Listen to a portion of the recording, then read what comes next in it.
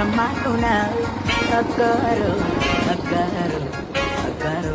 Carraa hojii dargaggoodhaaf uumuudhaan wal qabatee aggaaroo keessatti mul'ataa jiru baay'ee waan nama hamlee namatti toludha.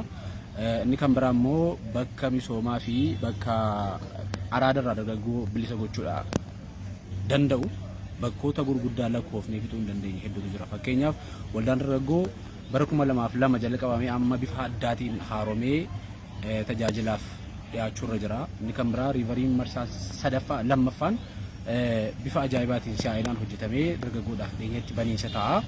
Sunis akkuma tokko yoo ta'e kan biraa immoo sadarkaa nama dhuunfaatiin illee carraa dargaggoodhaaf wanti galtee ta'u kan bifa ajaa'ibaatiin hojjetamaa jiru jira jechuudha. Kanaaf anis dhalataa magaalaa Aggaaroo tokkotti baay'eedha kan inni itti gammadu. Maqaan koo Nabil Ali jedhama. Jiraataa magaalaa Aggaarooti.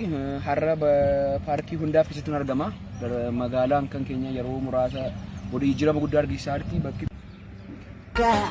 Socha argama buna keessummaan kee hunduu nadhii dammaadhuna aggaaru aggaaru aggaaru damma goodaa geera.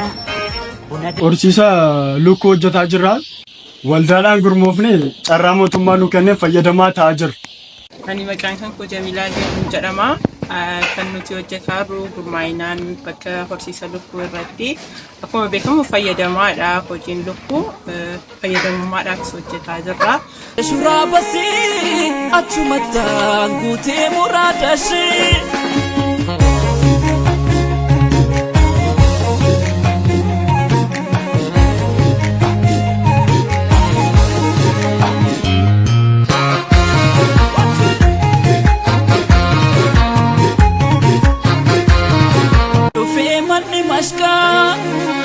Dabar fadheen naqee goodaa markaa yennaan naqu shuraaba miiccatti.